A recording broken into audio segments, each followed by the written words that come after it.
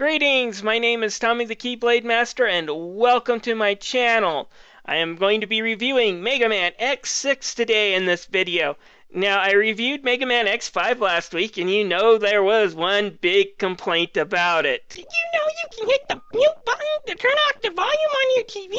Yeah, fricking Aaliyah there and her constant talking about stuff that is ridiculously obvious really sent me over the edge. Next to the fact that it also had RPG elements that weren't quite fleshed out and didn't seem to be really that important. In fact, they were left out of the easy mode, which felt more like a regular Mega Man game. Well, Mega Man X6 is here, and it tries to actually flesh out those RPG elements and tries to make them center force where you have to care about them and where there's actual improvements. But does it make for a better experience? Not really. Let me explain in my Mega Man X6 review. Alright, the story in Mega Man X6 is completely non-canon. As I've said before, Mega Man X5 was supposed to be the end of the X series. Zero was supposed to have, quote, died and then waken up 100 years later to find that the world is completely off rocker, X has gone maverick, and now he has to stop it. However, Capcom decided to make a few changes to Inafune's Zero idea, and they also wanted to continue the X series. So you could say that X6 and onwards goes into its own timeline that's non-canon with the rest. But anyways, X6 starts off with a robot developer named Gate looking around the area where X, Sigma, and Zero had their final confrontation, and he manages to pick up a piece of Zero's remains. From that, he's able to create a new virus called the Nightmare virus, which causes Reploids to go to sleep and then to malfunction. It also has the ability to bend reality. Don't ask me how that works, it's just one of the game mechanics. But he decides to spread this Nightmare virus and, of course, take over the world. X finds out about it and decides to stop it. The story does have 3 endings, depending on what you complete and who you get. You can get Zero back pretty easily by defeating an enemy called the Zero Nightmare. He's pretty easy to find. He can be found almost in any stages. And when you defeat him, you'll get Zero back. And why is Zero back? How did he return back? Well, it's, quote, a mystery. Well, the real reason is Capcom wanted to milk more money out of the franchise, and they know people wanted to play as Zero. So, he's back. The canon with the Mega Man Zero being screwed up and whatnot doesn't matter. Just know that he's back. And having Zero come back after you fight a boss and having him unlockable is a pretty good idea, I think. I don't use him very much because I don't like the animation he has. But do you know what would be a crappy idea? Having a Scrappy-Doo-like robot that does everything that X can do except he's super weak, and then you have to actually unlock the right to play as Mega Man X in a Mega Man X game. But fortunately, a game like that doesn't exist. The graphics in this game are fairly decent. One of the things I noticed is that this game has a little bit higher production values than Mega Man X5, which is one of my complaints. It opens up on this Japanese music video that kind of explains what happened in Mega Man X5, and we actually see some animation to some of these cutscenes that were shown in Mega Man X5. Yay! The basic cutscenes, though, are about on par with Mega Man X5, maybe just a little bit better. As far as the in-game graphics go, you got some nice 2D, 3D mesh up here. Like I said, Zero has some new animation, and I wasn't exactly fond with what they did with his animation, but X is pretty much the same as he has been in the past games, and you do got some beautiful backgrounds that you can see here, especially like in the intro level where the space colony landed. All in all, it's a pretty decent looking 2D game for the PlayStation 1. The sound in Mega Man X6 is pretty good when it comes to the music. It still sounds pretty upbeat, it still has some of that lively music that you expect from a Mega Man game. Now, in the original PlayStation 1 release of Mega Man X6, they did have a Japanese voice track over these cutscenes. Unlike Mega Man X5, which just had this typewriter sound effect, they did have a Japanese audio track.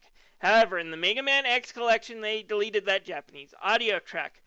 Personally, I wasn't really fond of that audio track. I found it more distracting than actually entertaining, so I'm glad they did cut it out of the X collection. Fortunately, they did keep the Japanese pop songs at the very beginning and very end of the game intact. Alright, let's talk about the gameplay in Mega Man X6. Let's start off with one of the biggest improvements to the game, and it's this part right here. You hear that little tone with that exclamation mark on the bottom? That means Aaliyah is calling, and you can press select if you want to hear her. Meaning she isn't constantly badgering you or stopping you in the middle of the action to tell you something you already know. If you think you desire her information, you just have to press the select button and hear her out. This is a huge improvement over her problems in Mega Man X5. Call blocking, one of the best inventions ever.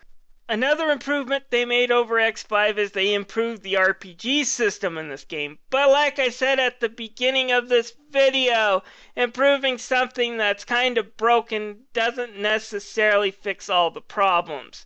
Here's what they did. Rather than just it being random power-up items that appear at the end of the stage, now Reploids that are calling for help contain those items. So you have to rescue as many of these guys as you can, making your life more complicated as those viruses will occasionally go and touch one of these Reploids and cause them to malfunction, in which case you lose the ability to rescue that Reploid and that item if they're carrying one.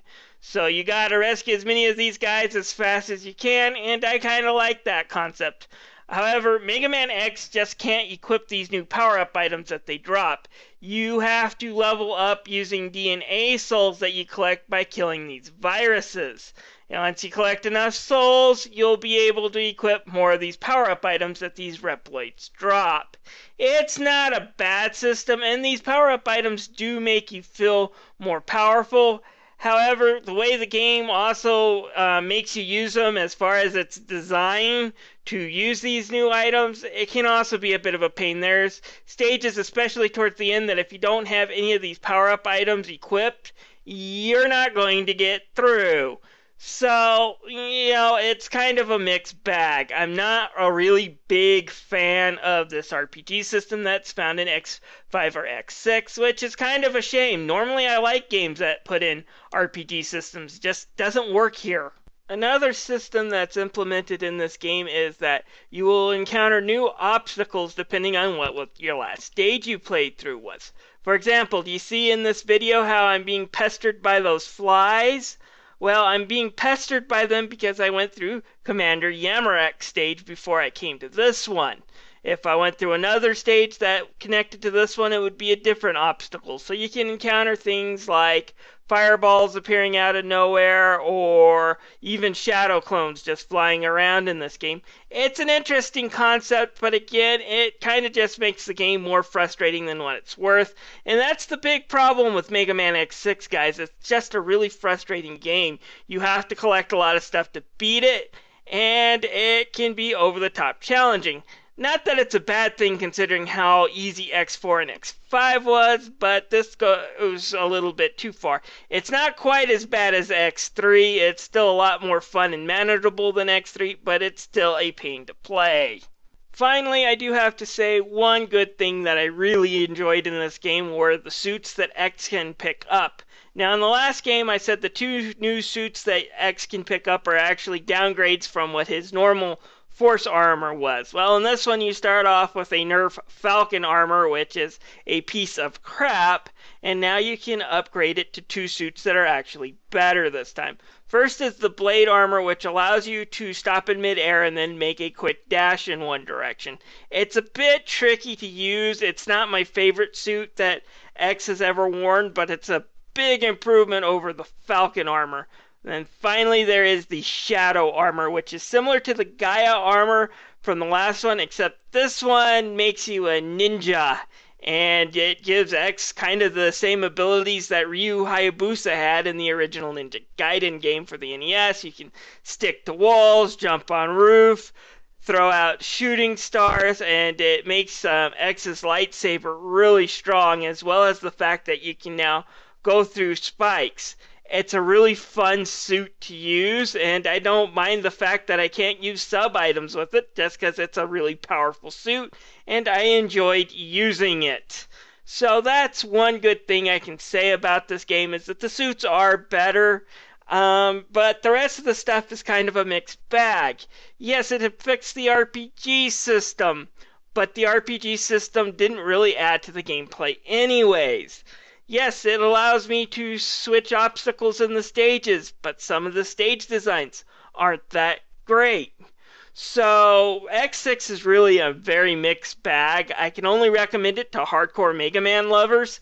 I kind of enjoy most of the game. There are a few parts that I could do without, but like I said, I can't really give this a heavy recommendation. If you're looking to get into the Mega Man X series, go with the original game or its remake Maverick Hunter X, or go with X4. Don't go with X6. Well, folks, that's it for me talking about Mega Man X6. You know what that means? My next game on the list is Mega Man X8. I don't know why Capcom decided to skip the number 7. Why that game just doesn't exist. But next week I'm going to review a true PS2 gem in Mega Man X8. So look forward to it.